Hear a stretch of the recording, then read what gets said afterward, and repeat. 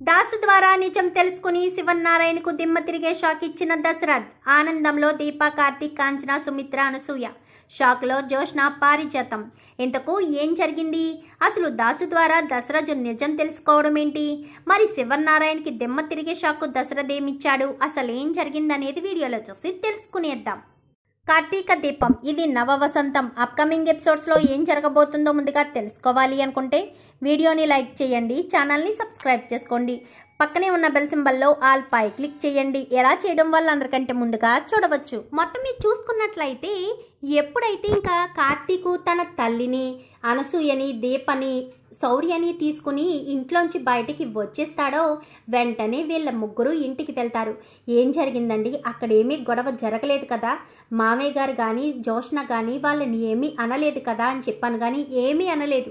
కార్తీకే తన కుటుంబంతో పాటు ఇల్లు వదిలి వెళ్ళిపోయాడు అని చెప్పనేసరికి ఏం మాట్లాడుతున్నారండి అని చెప్పాను. కానీ అవును, మొన్నేమో కంపెనీ నుంచి బయటికి వెళ్ళిపోయేలా చేశారు, ఇప్పుడేమో ఏకంగా ఇల్లు వదిలి వెళ్ళిపోయేలా చేశారు అనగానే ఏం చేశారా? మేమేం చేశాము అనగానే నువ్వే చేసావు నాన్న, నువ్వే చేసావు, అది నీకు అర్థం కావట్లేదంతే, నువ్వే నీ మొంకు పట్టుతో కావాలని చేశావు. అయినా చెల్లెలికి రాసిచ్చేసిన ఇంటి గురించి నీకేం పెత్తనం ఉంటుంది నాన్న? నువ్వు సంపాదించినంత మాత్రాన చెల్లెలికి ఇవ్వడంలో తప్పుందా? చెల్లెలికి ఇచ్చావు, వాళ్ళకి ఇచ్చిన ఆస్తి వాళ్ళు ఏదైనా చేసుకుంటారు కదా అని చెప్పనేసరికి అది నా ఆస్తిరా, నా ఆస్తిని ఎవరో ఏదో చేసుకోవడం ఏంటి? నాకు నచ్చినట్టు బ్రతికే వాళ్ళకి మాత్రమే నా ఆస్తి, నా ప్రేమ, ఆదరణ లభిస్తుంది, లేదంటే లభించదు. ఇలా రోడ్డు పాలు కావాల్సిందే అంటూ ఇంకా శివన్నారాయణ వెళ్ళిపోతాడు. దశరథ్ చాలా బాధపడతాడు. ఎందుకంటే కార్తీకు చెల్లెలు అంటే చాలా ఇష్టం. అలాంటిది ముందు ఆఫీసులోంచి బయటకి గెంటేశారు, ఇప్పుడేమో రోడ్డు మీదకి గెంటేశాడు. అందుకని జోష్న మీద, శివన్నారాయణ మీద చాలా కోపంగా అయితే ఉంటాడు. ఇంకా అలా కోపంగా ఉన్న దశరథ్ అయితే ప్రశాంతత కోసం సుమిత్రను తీసుకుని గుడికి అయితే వెళ్తాడు. గుడికి వెళ్ళేసరికి ఏంటండి ఎప్పుడు మీరు గుడికి రారు కానీ ఇప్పుడు వచ్చారేంటి అనగానే నాకు చాలా బాధగా ఉంది సుమిత్ర, నా మాట అసలు అక్క నన్ను నెగ్గనివ్వలేదు. కానీ జోష్న, నాన్న మాత్రం చాలా కఠినంగా మాట్లాడుతున్నారు.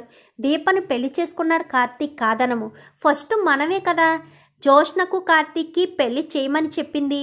కానీ మనంతట మనమే మనసులు మార్చేసుకుని వెళ్ళినంత మాత్రాన వాళ్ళు కూడా మనసులు మార్చేసుకుంటారా? దీప కష్టాల్లో ఉందని దీపని పెళ్లి చేసుకున్నాడేమో, పెళ్లి చేసుకున్నాడని వదిలేచ్చు కదా. ప్రతి క్షణం దీపని అవమానిస్తూ, కార్తీక్ని అవమానిస్తూ ఎన్నో మాటలన్నారు. నా చెల్లెలు పుస్తుల తాడు కూడా తీసి ఇచ్చేయినా నాన్న అంటూ మాట్లాడేసరికి కళ్ళల్లో నీళ్లు తిరిగాయి తెలుసా. చెవులీలు, గాజులు మొత్తం అన్నీ కూడా తీసి టేబుల్ మీద పెట్టింది. కార్తీక్ అయితే తన పర్సు కూడా, క్రెడిట్ కార్డు, డెబిట్ కార్డులు అన్నీ ఆ టేబుల్ మీద పెట్టాడు. కట్టు బట్టలతో వాళ్ళు ఇంట్లోంచి బయటికి వెళ్ళారు సుమిత్ర. నాకెంత గుండె తరిక్కిపోయిందో తెలుసా. దీనంతటికీ కారణం ఒక రకంగా నువ్వు ఒప్పుకున్నా ఒప్పుకోకపోయినా జోష్న సుమిత్ర. జోష్న ఇంటికి వచ్చి నాన్నకు చెప్పబట్టే కదా ఇది ఇప్పుడు ఎలా జరిగింది, లేదంటే ఎలా జరుగుండేది కాదు కదా అని చెప్పనేసరికి లేదండి మీరు చెప్పింది నిజమే, జోష్న వల్లే ఇదంతా జరిగింది, మీరు బాధపడకండి, కార్తీకు అన్న మాట నిలబెట్టుకుంటాడు, ఖచ్చితంగా the best restaurant of the year award తీసుకుంటాడు అని చెప్పి సుమిత్ర, మనం దేవుణ్ణి, భగవంతుణ్ణి కోరుకోవడం తప్ప మనం ఏమీ చేయలేమండి, మీరు బాధపడకండి అని సుమిత్ర, దశరథు ఒకరినొకరు ఓదార్చుకుంటూ ఉంటారు. ఇంకా ఈ విషయం అంతా తెలుసుకున్న దాసు ఒక్కసారిగా షాక్ అయిపోతాడు. ముందు కావాలనే దీపను చంపాలని ప్రయత్నించింది.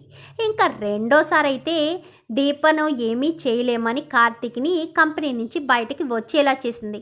ఇప్పుడు ఏకంగా ఇల్లు, నీడ ఏమీ లేకుండా కట్టు బట్టలతో రోడ్డు మీద నిలబెట్టేలా చేసింది. ఇంకా చూస్తే వాళ్ళ ప్రాణాలు తీసినా కానీ నేను ఆశ్చర్యపోనవసరం లేదు.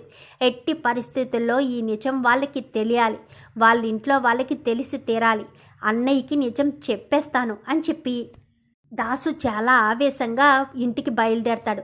అప్పుడే దశరథ్ అయితే గేట్లోంచి బయటికి కారు తీసుకుని బయటికి వెళ్తూ ఉంటాడు. వెళ్తూ ఉండేసరికి అన్నయ్య అంటూ దాసు పిలిచేసరికి ఏంటి దాసు ఏమైనా కావాలా అనగానే లేదన్నయ్య, నీతో నేను మాట్లాడాలి అని చెప్పాను కానీ లోపలికి రా దాసు అనగానే లేదన్నయ్య, నీతోనే నేను పర్సనల్గా మాట్లాడాలి అని చెప్పనేసరికి సరే కారు ఎక్కనేసరికి కారు ఎక్కుతాడు దాసు.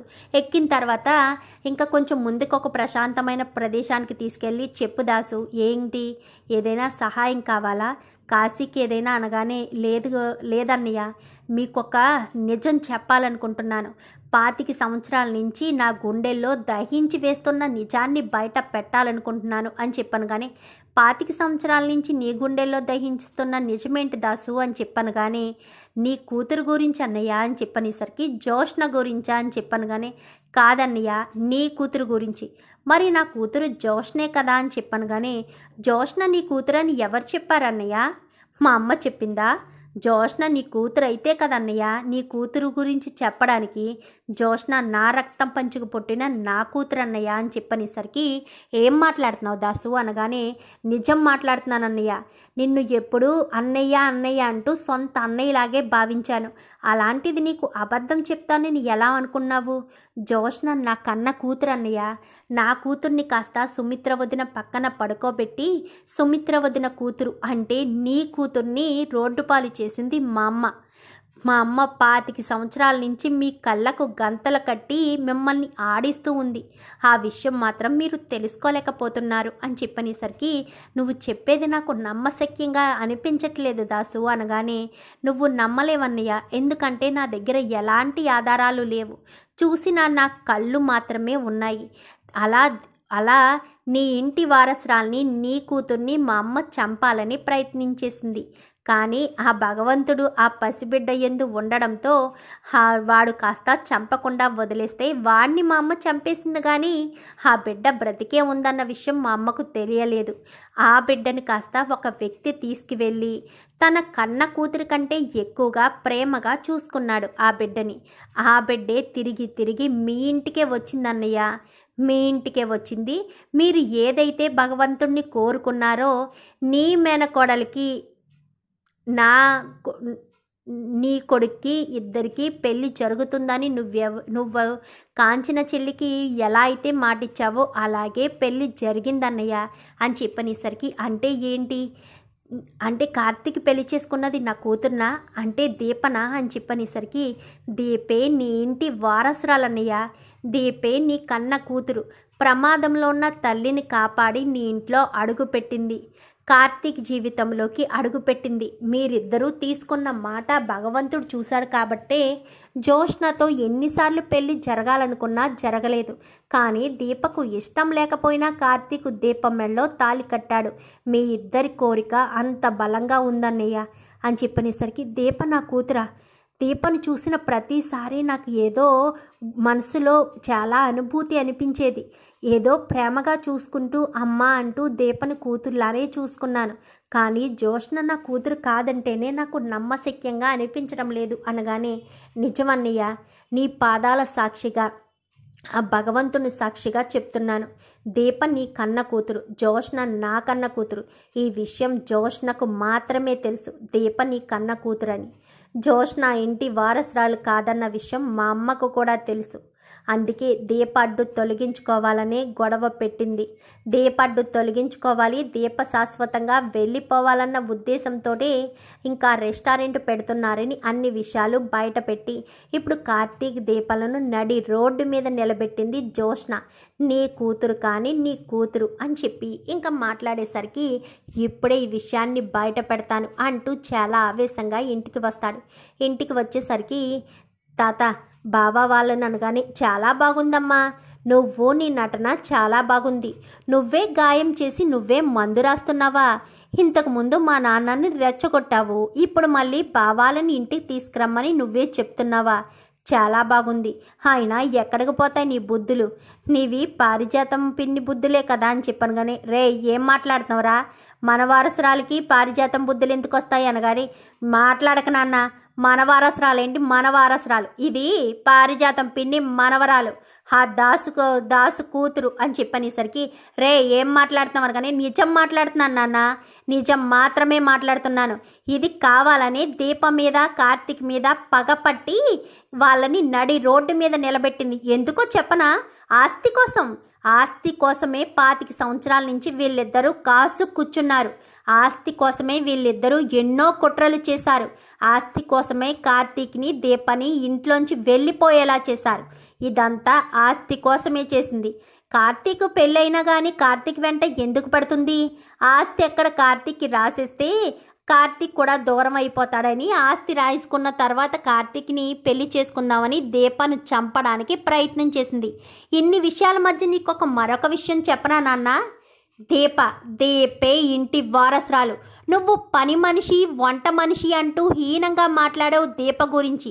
అసలు ఇంటి పని మనిషి, అసలు వంట మనిషి ఎవరో చెప్పనా? ఆ పని మనిషి మన ఇంటి పని మనిషి కళ్యాణి కూతురే, ఈ జోష్న. ఇదే పని మనిషి బ్రతుకు. దీప మహారాణిలా మన ఇంట్లో బ్రతకాల్సింది అలా బయట వంటలు చేసుకుంటూ జీవితాన్ని వెళ్ళబుచ్చుకునే పరిస్థితికి తీసుకొచ్చింది పిన్ని. కావాలనే మన ఇంటి వారసురాల్ని రోడ్డు పాలు చేసి తన కొడుకు కూతుర్ని తీసుకొచ్చి ఇంటి వారసురాల్ని చేసింది. ఆ విషయం పిన్నికి జోష్నకు తెలుసు. దీపే ఇంటి వారసురాలన్న విషయం జోష్నకు మాత్రమే తెలుసు. అందుకే టార్గెట్ చేసింది. దీపను ప్రతి క్షణం బాధ పెట్టాలి. కార్తీక్ దీప ఇద్దరు విడిపోవాలి. అందుకోసమనే కార్తీక్తో 24 గంటలు పనులు చేయించేది, కార్తీక్ని రెచ్చగొట్టేది. కార్తీక్ దీప ఇద్దరు కలిసి ఉండకూడదని ఎన్నో ప్రయత్నాలు చేసింది. ఇప్పుడు ఈవేళ నీకు చెప్పడానికి కారణం దీప పేరు మీద రెస్టారెంట్ పెట్టడం. ఎందుకంటే దీపే వారసురాలన్న విషయం ఈరోజు కాకపోతే రేపైనా తెలిసిపోతుంది.